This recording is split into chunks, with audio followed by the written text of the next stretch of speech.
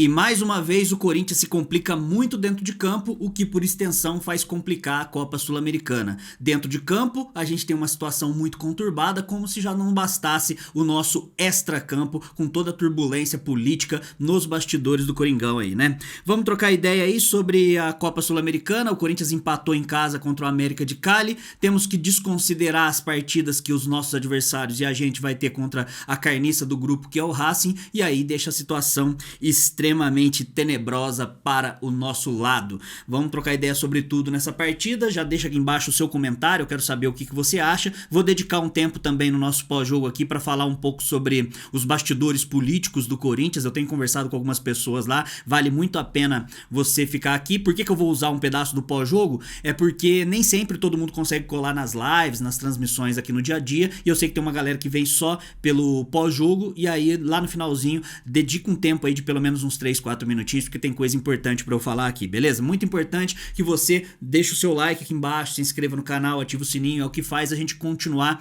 existindo. O jogo de hoje é a resposta pra uma pergunta que eu sempre recebo aqui quando o Corinthians ganha. O Corinthians ganha, eu sempre venho aqui, tento jogar o máximo de energia positiva, sabe? Venho comemorar, sabe? Eu tento jogar um astral lá em cima, porque o Corinthians reserva pra gente, pra todos os torcedores aí, dias sombrios, né? A maioria do tempo é só sofrimento, e eu já falei que o sofrimento não pode ser Corinthians, e o Corinthians sempre reserva isso, por isso que eu me permito ser feliz um pouco quando o Corinthians consegue ter alguma vitória interessante. Eu nunca deixo de lado os problemas que a gente tem, tanto que brota gente aqui muitas vezes quando acontece uma partida positiva e fala que eu fico tentando achar problema, e não é isso aqui. Os problemas ainda existem mesmo quando a gente perde a partida, mesmo quando a gente ganha a partida, né? E isso aí eu não consigo ignorar, mas eu tento jogar lá em cima, né? Então é importante você deixar o like aí, aquelas coisas que eu falei. Quem puder e tiver condição financeira de fortalecer o canal, tem a opção da nossa chave Pix aqui embaixo, ou pelo Valeu, que é um coraçãozinho aí que você manda, que eu faço questão de responder todos os valeus aí, mas de qualquer forma você está fortalecendo o canal, né? O Dorival Júnior faz sua terceira partida na frente do Corinthians, no comando do Corinthians, em 3 competições diferentes. Ele estreia contra o Novo Horizontino, aí tem uma vitória numa partida, num jogo tenebroso, mas também a gente tava jogando com o time aleatório ali, né? Não dá pra cobrar nada. Na verdade, não dá pra cobrar nada do Dorival nas primeiras, no mínimo, 10 partidas que ele vai estar à frente do clube. Então eu não vou dedicar nada aqui, independente da escalação que ele escolher pro jogo. E ele jogou contra o Novo Horizontino, aí fez aquela partida contra o Inter que a gente conseguiu a virada, num jogo interessantíssimo aí do Yuri Alberto, que a gente já comentou aqui no canal, e agora ele vai pra jogar na Copa Sul-Americana. Sul-Americana que a gente chegou até essa quarta rodada da fase de grupos com o seguinte cenário, né? A gente perde em casa para o Huracan, que é um time de terceira prateleira lá da Argentina, perde em casa na estreia, isso aí já deixa complicado pra gente. Aí a gente vai pra jogar contra o América de Cali na Colômbia, faz uma partida desesperadora de ruim, mas consegue arrancar um empate lá, o empate é relativamente bom, se a gente tivesse ganho o primeiro jogo, e aí faz a lição de casa muito mal feita contra o Racing, porque a gente ganha de 1-0 de um time que é horrível, né? O pior time da nossa chave, não consegue fazer saldo de gols, o que deixa a gente numa situação complicada, mesmo antes desse empate agora contra o América de Cali. A gente vai jogar contra o América de Cali em casa, nessa quarta rodada, e aí aquele cenário de um empate fora de casa, que não era tão ruim, vamos colocar dessa forma, passa a ser ruim. Agora seria vitória ou vitória, porque era um jogo de 6 pontos. Se a gente ganha do América de Cali, a gente passa o América de Cali e começa a depender só da gente, né? Ia ter um jogo bem complicado na Argentina, que agora fica mais complicado ainda nessa situação. O Corinthians já afasta bastante as chances de classificar direto para as oitavas de final, e aí fica à mercê de jogar um playoff contra os terceiros colocados da Copa Libertadores. Evidencia bastante as limitações que a gente tem e os problemas tático-defensivos que a gente tem eu acho que desde quando o Carille saiu do Corinthians a gente tem problemas defensivos. Quem conseguiu um pouquinho ali de alguma coisa foi o Vitor Pereira, o Ramon Dias conseguiu alguma coisa ofensiva depois disso, mas a parte defensiva com bastante problema, e agora a gente ainda tem esse problema, e é um dos grandes desafios que vai ter o Dorival Júnior. E isso aí fica escancarado pelo espaço que teve o América de Cali no meio campo, fica escancarado com o nosso mau posicionamento na linha de defesa, fica escancarado quando a gente tem 2 atacantes que prezam muito pela parte ofensiva, que é o Yuri e o Memphis, mas na compactação fica muito vulnerável, né? Realmente não tem nenhum algum tipo de combate ali, como o primeiro combate. A gente já fala já há muito tempo também que um problema defensivo não quer dizer só que os zagueiros são ruins. A gente tem problema na zaga, sim, claro, né? Na lateral, que a gente vai falar do Léo Maná. Não quer dizer só isso, é todo, né? É o todo. E o Dorival vai ter que quebrar a cabeça aí pra tentar solucionar. Eu cheguei a comentar isso nas outras redes sociais aí do Papo Fiel e recebi várias mensagens da galera falando assim: pô, mas aí tem que contratar. Então, se era pra contratar que pra solucionar os problemas defensivos, não tinha que ter mandado o Ramon Dias embora. Você concorda? Então, assim, se o problema estava no técnico, só trocar o técnico resolve. Então é por isso que eu tô depositando as minhas fichas aí no Dorival Júnior nesse momento. E o Corinthians começa. Eu vou separar o jogo. Normalmente eu separo em 4 metades aqui, né? Em 4 partes. Eu separo. 4 metades é esquisito, né? Mas em 4 partes. Metade do primeiro tempo, metade do segundo. Primeira metade do primeiro tempo e segunda metade do primeiro tempo. Mas eu não vou fazer dessa vez aí, não. Vou separar pelos tempos normais mesmo, né? No primeiro tempo, o Corinthians começa muito bem organizado ofensivamente, né? Conseguiu manter a bola no pé muitas vezes. As finalizações que o América de Cali teve nessa primeira metade do primeiro tempo foram um pouco, sabe, exigiram um pouco do Hugo Souza, que teve que fazer 2 defesas só, e uma que foi considerada realmente uma defesa difícil. E as oportunidades que a gente foi tentando criar, a gente conseguiu ter um pouquinho mais de volume de jogo. O Memphis faz o gol, um gol importante. Esse gol, aí eu vou ter que ser o cara chato aqui. É aquele típico gol que a gente só não vai lembrar do quanto essa jogada foi preocupante porque ele fez o gol. Porque na direita dele era muito mais jogo ele ter rolado a bola, acho que era o Yuri Alberto que ia ter mais condições, ele preferiu ele finalizar, como ele faz outras vezes na partida, individualizando algumas jogadas que eu acho preocupante, mas nessa jogada aí ele conseguiu fazer um gol, uma boa finalização, passou no meio da perna do zagueiro dos caras e foi no canto direito do goleiro goleiro que a gente precisa falar também, né? Catimbou o jogo inteiro, o jogo inteiro, e a arbitragem sul-americana, esse maluco paraguaio aí que tava no apito, não deu sequer uma chamada de atenção. Não tô nem falando do amarelo, sabe? De apressar o cara pra poder jogar, pra ele ser inibido de ficar catimbando. Quando é a nosso favor, a gente faz também? Faz. Todos os times fazem, e aí eu só preciso ressaltar isso, porque o juiz tem que ficar incumbido naquele momento de dar a primeira punição verbal pro goleiro. O goleiro fez de novo, dá um cartão amarelo, porque aí você inibe que o cara fique tantas vezes ali catimbando o jogo. No finalzinho do jogo teve um zagueiro que trombou com o próprio goleiro, aí o goleiro já tava levantando pra poder, já tinha levantado pra ajudar o zagueiro dele a levantar também, aí o zagueiro tava no chão, aí ele pega e cai, ou seja, ele já ia continuar o jogo, então claramente foi algo ruim, é algo ruim que acontece no futebol, quando é a nosso favor também acontece, então que fique bem claro nesse sentido. E aí a gente conseguiu abrir o placar no primeiro tempo, fomos pro intervalo pensando o seguinte: pô, se a gente tá jogando com algumas peças que normalmente não são peças titulares, quando essas peças forem substituídas, a gente não vai perder tanto em nível de jogo. Apesar que no final do primeiro tempo, o América de Cali melhorou bastante, aí sim teve algumas jogadas mais ofensivas, mais incisivas nesse sentido.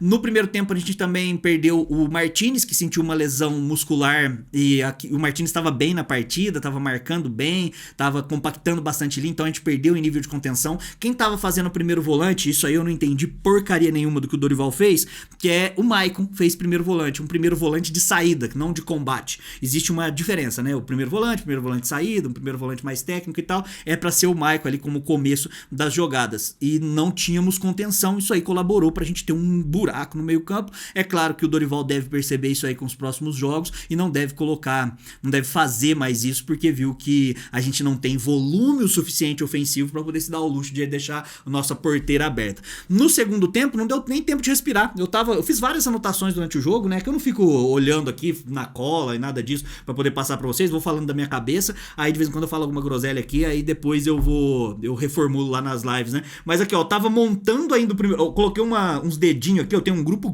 né, e aí eu coloquei uns dedinhos aqui e falei, segundo tempo começou, a hora que eu tava escrevendo esta mensagem, segundo tempo começou, gol do América. Sabe, eu tava terminando de escrever, eu tava no meio do segundo tempo, começou, olhando pro celular ainda. Assim, ó, olhando pro celular, gol do América, então não deu nem tempo, qualquer tipo de conversa que tenha acontecido no vestiário, aquela conversa morre nesse momento. O Corinthians é muito vulnerável defensivamente e ficou escancarado. A minha avaliação do primeiro tempo, naquele intervalo, era que a gente tinha 2 destaques negativos. Pra mim, Léo Maná e o André Ramalho. ambos pelo nosso sistema defensivo, pelo nosso lado defensivo pela direita.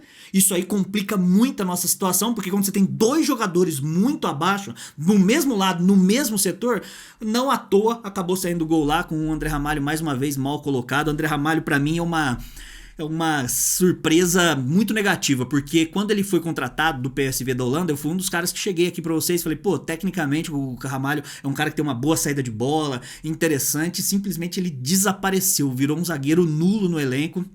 E aí é foda, né? A gente avalia as contratações pelo que a contratação, ou pelo que o jogador já jogou na carreira, a gente não consegue prever o que vai acontecer futuramente. Também não coloco apenas a culpa no André Ramalho ou apenas a culpa no Léo Maná, porque, como eu falei, o sistema defensivo do Corinthians é completamente nulo, meio campo em nível de marcação. Se você reassistir, eu convido, né? Assista pela ESPN lá, bota o compacto estendido, você vai ver que as jogadas do América de Cali, os caras têm pelo menos uns 2,5 metros de distância de cada marcador do Corinthians. Isso quando o lateral do lado oposto não fica completamente livre. Isso quando não tem um buraco no meio campo. E isso porque a gente nem olha pro time do América e vê realmente um meio campo acima da média e tal, né? Tinha um Quinteiro lá, camisa 8, mas não é aquele meio campo que ele vai quebrar a linha e fazer um fuale. Se tivesse um meio campo assim, aí vocês viram no jogo contra o Flamengo, né? O que acontece quando tem um meio campo que realmente pensa o jogo, que tem uma qualidade superior, aí o Corinthians é jantado. Mas, e o segundo tempo não deu nem tempo de respirar, a gente tomou o gol, aí eu fiquei pensando assim, puta, mano, e agora a gente precisa achar esse gol de qualquer jeito, porque o empate não era nem um pouco interessante pra gente em nenhum sentido, E aí o América de Cali vai lá, vai cozinhando o jogo, o Corinthians tentando achar algumas oportunidades, muito poucas chances criadas, como sempre o Corinthians tem. Eu acho que as substituições que a gente faz, quando entra um Thales Magno da vida, eu já falei que o Thales Magno é completamente nulo no elenco do Corinthians, é o driblador que não dribla, é o driblador culposo, que a gente não pode contar com ele, já fala há muito tempo. Agora tem uma página ou outra por aí que vem criticando o Thales Magno. Eu convido você aqui que tá assistindo esse vídeo a ir lá no Instagram e buscar o vídeo que eu falei do Thales Magno lá, pra você ver, parecia que eu tinha dado uma voadora na avó dos caras quando eu falei que o Thales Magno era fraco. E aí, beleza, esses caras nem aparecem aí, né, só sabem pra aparecer pra me encher o saco só.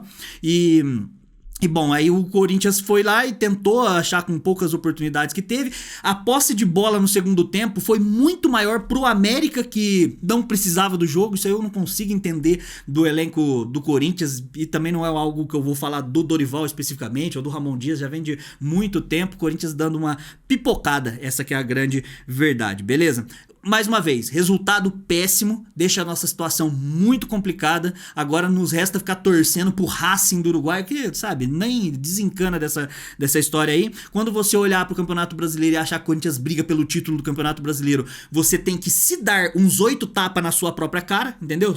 É assim que você tem que fazer. Toda vez que você pensar num título brasileiro, que a gente vai conseguir ter elenco encorpado pra isso, desencana dessa fita aí, porque o Corinthians, é claro, não tem elenco pra cair pra segunda divisão, mas também pra brigar pelo topo também não tem, vai ficar ali mesmo, onde tá, ali, sexta, sétima, oitava colocação, é o melhor pra gente nesse momento. Mas o passo mais curto pra chegar numa fase de grupos da Libertadores do ano que vem seria via Sul-Americana. O Corinthians, mais uma vez, pecando nessa competição, na competição que nos restou, porque a gente começou a temporada pensando na Libertadores, e a gente foi decaindo nossa expectativa. E na Copa do Brasil vai depender muito dos sorteios, né? Agora a gente pegou o Novo Horizontino e tal, mas se passar o Novo Horizontino, vamos ver o que acontece na próxima fase, sempre sorteio. Pode ser um time muito forte de primeira prateleira, como pode ser um time mais carnicento, aí depende. Acredito que o nosso teto ali, se a gente der uma sortezinha aí, dá pra chegar até numas quarta, semifinal aí. Título também não acredito da Copa do Brasil, certo? E eu queria dedicar um tempo aqui pra falar um pouco sobre os bastidores políticos do Corinthians e tal, né? Então, assim, a respeito da partida, era isso aí que eu tinha pra falar. Tem as notas também, né? Calma aí. Então tem as notas, né? Vou tentar matar as notas aqui o mais rápido possível. De vez em quando vocês falam assim, pô, você esqueceu a nota de fulano e tal. Como eu falei, eu vou falando muita coisa, não tem roteiro nenhum, e aí fica desse jeito aí. O Hugo Souza, nota 6, achei a partida do Hugo Souza nas vezes que ele foi exigido justo, não achei que ele teve culpa na hora do gol. Léo Maná, pra mim, o pior jogador do jogo, nota 0. Bizarra as nossas peças na lateral direita. Bizarra. Quando não pode o Mateuzinho, que é a solução pra sei lá o que, ele tem o Léo Maná aí. Não é possível, cara. Sinceramente, eu acho isso muito pouco e eu não consigo entender quem defenda isso, quem acha que não tem problemas nisso. Eu sei que o Corinthians tem problemas muito maiores do que o Léo Maná, mas o Léo Maná é um dos problemas, né? Ramalho, nota 1,5, uma partida ruim do André Ramalho. O André Ramalho, na hora do cruzamento que sai o gol do América, estava mal colocado. Kaká, nota 3,5, grossão na zaga ali, bizarro também. Angileri, achei uma partida já mediana para baixo do Angileri de novo. Até quando a gente vai ficar ignorando só? Ignorando. Achei uma partida mediana pra baixo. Tem uma hora que ele bateu cabeça com o próprio Léo Maná ali numa subida de bola, uns passes que ele errou pra intermediária defensiva nossa, perigoso, que gerou contra-ataque pros caras. Pouco ofereceu na parte ofensiva. Ok, eu vou continuar aqui dando mais um benefício para o Angileri pra vocês não ficarem chateados aí, né? Senão vocês acham que eu... Sei lá, o que vocês acham. Maicon, nota 5. Achei uma partida justa do Maicon. Ele deu assistência pro Memphis. Teve uma finalização, teve mais um bom cruzamento para o Hector Hernandes no finalzinho.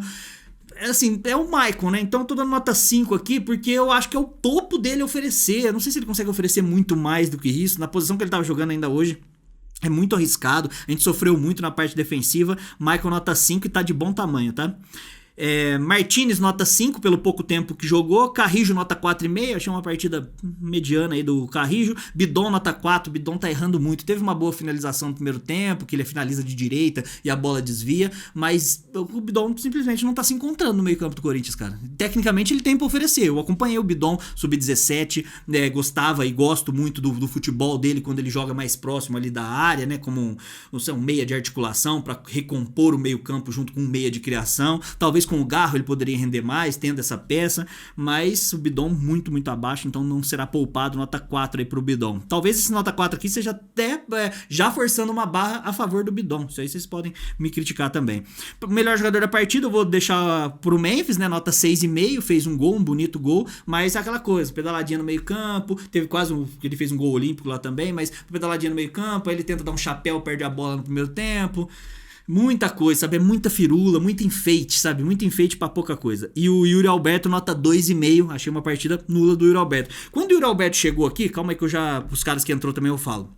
Mas quando o Yuri Alberto chegou no Corinthians, a gente tava naquele processo de disputar o Yuri Alberto com o Internacional. O Corinthians fechou a contratação do Yuri, o Yuri quis vir pro Corinthians, e quando eu comecei a comentar sobre a nova contratação, lá em 2022, né, na época do Vitor Pereira, se eu não tô muito enganado, brotou vários torcedores do Internacional aqui falando o seguinte, na época: pô, o Yuri Alberto aí vai iludir vocês, hein, cara. O Yuri Alberto do nada ele faz 2 gols no jogo, fica 6 jogos sem marcar. De repente ele tem mais 3 jogos bons, aí depois vai 10 jogos ruins.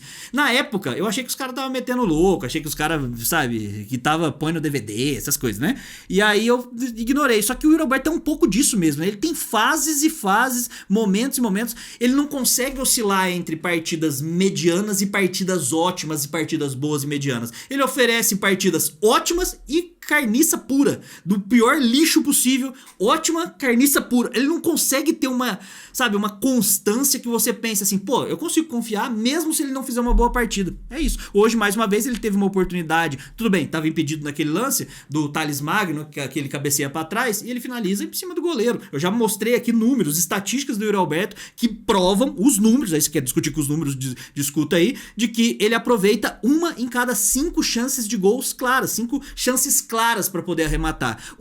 Isso aí quer dizer que é 20% apenas que ele aproveita. O Finazzi, ex-atacante do Corinthians lá de 2007, ele aproveitava 50% das chances claras. Pois é, e aí a gente fica pensando, pô, é isso que o Roberto vai oferecer? A gente vai precisar ter um cara que é muito garçom pra dar 20 oportunidades pra ele o tempo todo, pra ele fazer sempre, ter jogos assim, ter lampejos, eu não sei. Eu fico assim, sem graça também de ficar criticando o cara, porque ele acabou de fazer um hat-trick, só que ele já vinha de uma sequência ruim, e aí quando? Próximo jogo a gente vai poder confiar no Yuri? Próximo jogo é aquele jogo que ele vai fazer 2 gols, ele vai realmente fazer pivô, participativo o tempo todo? Ou não? Ele no próximo jogo vai ser mais um jogo desse, aí de repente contra um Fluminense da vida, ele vai lá e faz 2 gols. É isso que vai acontecer? Muito, muito pouco, né? E dos caras que entraram, não sei se eu falei a nota do Yuri, né? Nota 2,5. Dos caras que entraram, Charles tomou um cartão amarelo, fez uma falta grotesca perto da área que o cara bateu e foi uma jogada perigosa e completamente perdidão, esquisito, correndo, jogador grosso, horrível, nota 1,5. O Thales é o falso driblador, eu tô dando uma nota 1 aqui porque teve uma jogada que acarretou na finalização do Coronado, que o Thales consegue o passe pro Yuri Alberto faz um pivôzinho e o Coronado finaliza. Foi isso que o Thales fez. O resto ele perdeu todas as bolas e tocou pra trás. Cara, é muito ruim, mano. Deus me livre. Coronado, nota 3,5. Achei que Tirando a finalização lá e um cruzamento que ele deu, não vi muita coisa. E sofreu uma falta também, nota 3,5 tá justíssimo. Hector Hernandes, nota 1, errou uma cabeçada também no final ali, que ele cabeceia com a maçã da cabeça. E o Romero, sinceramente, eu não tô zoando aqui, eu não vi ele encostar o pé na bola. Eu não vi ele encostar o pé na bola. Não sei se aconteceu. Talvez eu não tava prestando atenção, talvez eu tava fazendo as anotações aqui. Eu não vi ele encostar o pé na bola. Nenhum momento, desde o momento que ele entrou. E aí eu deixei sem nota, né? Porque às vezes eu tô sendo injusto, às vezes fui eu que não vi. Vocês que podem me falar aí qual que é a do Romero. Agora sim, quanto tempo temos aí, primeira dama? Melhor foi o Memphis e o pior o Léo Maná. Temos 21 minutos. 21 minutos? Então vai demorar no máximo uns 3 minutos aqui, rapidamente, né? Tem muito tem se discutido por aí sobre os bastidores políticos do Corinthians, sobre a queda do Augusto Melo. No momento, existem 3 movimentos independentes dentro do Corinthians pedindo a saída do Augusto Melo em 3 vertentes diferentes, né? Uma, no caso da Vaidbet, aí tem o negócio das contas, aí tem da improbidade administrativa e gestão temerária que ele está passando. Realmente, a gestão do Augusto Melo é completamente catastrófica, tenebrosa, é uma gestão muito mal feita, com uma irresponsabilidade o tempo todo, parecendo que ele tá brincando com o Hot Wheels dele, e a gente critica isso desde o primeiro dia que ele venceu a eleição, e fomos aqui muito criticados a respeito disso. Só que a gente precisa entender também que em qualquer núcleo político que a gente vá analisar, esse núcleo político, ele tem que ser levado uma coisa em consideração: a guerra pelo poder. Nos bastidores políticos do Corinthians existe uma guerra clara para o poder. E aí, o que eu tenho que implorar para vocês que seguem aqui o canal é que vocês não materializem salvadores da pátria. Não tem salvador da pátria nos bastidores do Corinthians. E por mais que você confie num nome específico, você tem que entender que, uma vez esse nome estando na cadeira da presidência, ele não vai estar sozinho. Ele vai ter que ter, no mínimo, junto dele ali, pelo menos mais 10, 12 diretores que vão vir oriundos do próprio conselho do Corinthians, dos próprios associados do Corinthians. O problema do Corinthians não é a mudança necessariamente de peça. O problema do Corinthians é estrutural, é no sistema. E quando a gente quer atacar o sistema, a gente precisa pegar o que rege esse sistema. A legislação que rege esse sistema é o estatuto do Corinthians. Se você entender isso, você vai brigar, ao invés de você querer uma queda de um presidente ou qualquer coisa assim, ou materializar um salvador da pátria, como vocês já fizeram com o próprio Augusto Melo. Eu tinha que ficar brigando aqui com uma parcela gigantesca da torcida falando: rapaziada, ele não é essa, sabe, vocês estão materializando um cara ali, um super-herói que ele não é. Aí você tem que fazer todas as ressalvas, e o próprio apoio pro presidente na época, né, pro candidato na época, era o Augusto Melo. Esse apoio tem que ser crítico, esse apoio tem que ser visando o bem do Corinthians, não o bem do político, o político que se foda ali dentro. E aí o Corinthians consegue ter esse sistema, e se você quiser brigar por alguma coisa, você precisa brigar por uma reforma estatutária drástica. Não é SAF, não é voto de fiel torcedor, não é nada disso, porque isso aí os caras dão risada só de escutar lá dentro do Corinthians. Você precisa entender que o estatuto do Corinthians hoje ele é completamente defasado e alimenta o próprio sistema. Tem algumas mudanças que eu propus aqui no ano passado e fui tirado de chacota por um bando de pau no cu que tem por aí, que é o seguinte: você precisa primeiro diminuir o tempo de você precisar para você poder votar e ser votado lá dentro no estatuto. Hoje é de 5 anos para 1 ano. Hoje, para você, vamos supor que você que tá assistindo aqui queira ser presidente do Corinthians, candidato lá na frente, você só conseguiria fazer isso daqui 15 anos. 15 anos. Então, quando você escutar de alguém que tem pouco conhecimento ou tem muito conhecimento e quer te manipular, falando assim: pô, você tem que participar da política do clube e tal. Não é simples assim. As coisas são muito mais complexas. E aí, diminuição do tempo para você poder votar e ser votado para 1 ano já é o primeiro passo para, com o tempo, você ir rejuvenescendo um pouco o que tem ali. Não necessariamente novas ideias são boas ideias, mas você vai conseguir chacoalhar um pouco o sistema. Você precisa diminuir o tempo exigido para você ser candidato a presidente de 2 mandatos de conselheiro para 1 mandato de conselheiro, diminuir a quantidade de conselheiros vitalícios, de conselheiros como um todo, né? Hoje tem mais de 300 conselheiros no Corinthians ali que tem os seus benefícios, aí é embaçado. Começar a transmitir as reuniões de conselho deliberativo pra gente conseguir ver o que os caras estão falando, expor os conselheiros, tem que ter um portal de transparência com foto, com e-mail, com um portal de atendimento de cada conselheiro pra saber o que os caras estão fazendo ali. Não é o time do povo? Então o povo deveria ter acesso a isso e não tem, sem contar outras coisas que eu já falei aqui no canal, caso vocês queiram, né, se aprofundar mais disso, eu falei no ano passado, deve ter as lives disponíveis aí pra vocês, tá?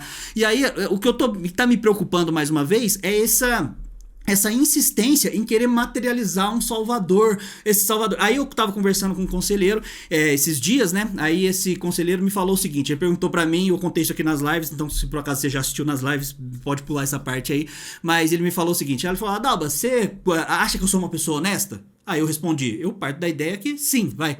Aí ele pegou e falou, ok, eu sento hoje na cadeira da presidência, eu vou precisar ter 12 diretores da minha confiança. Aí ele falou o nome de 2 que ele colocaria como diretor. E desses 2, eu já não confio. E são nomes conhecidos que você também não vai confiar na hora que for à tona. E aí, o que vai acontecer? Por isso que eu falo, você vai para ter o mínimo de governabilidade, você vai precisar ceder ao sistema no atual sistema que a gente vive hoje. E se a gente vai viver nesse sistema, as coisas não vão mudar. Os problemas do Corinthians são extremamente complexos, os problemas do Corinthians são extremamente confusos muitas vezes, assim, até o protocolo de impeachment, né? Toda a burocracia que tem, as pessoas não fazem a menor ideia, não sabem o quanto isso aí influencia dentro de campo. E se a gente tem problemas dentro de campo, a gente vai ter problemas justamente nisso. Quer brigar por alguma coisa? Não seja massa de manobra de ninguém. Entenda que o problema tá lá no estatuto. Você pode se tornar sócio do Corinthians hoje, mesmo assim você não vai mudar porra nenhuma, nada. Você só vai colocar mais dinheiro na mão de quem não sabe administrar nada. E não acredite que existem grupos lá dentro que estão realmente interessados em você, torcedor do Pará, que assiste nada. Os caras estão interessados em sentar o rabo na cadeira da presidência e cagar na sua cabeça. É assim que funciona. Beleza? Então eu dediquei um tempinho aqui, talvez eu grave um vídeo a respeito disso futuramente, deixa eu ver se eu não esqueci de falar nada. Eu fiz bastante anotação sobre esse jogo, ó, o tanto de anotação que eu fiz aqui, ó. Mas aí eu falo nas lives seguintes aqui, né? Não estourei o tempo aí não, né? Não tá bom? Comenta aí embaixo o que você acha, o que você achou do jogo também, né? Complicamos muito mais a nossa situação aí. Muito obrigado, até a próxima. Vai Corinthians e contra rival, é poucas ideias. Tamo junto.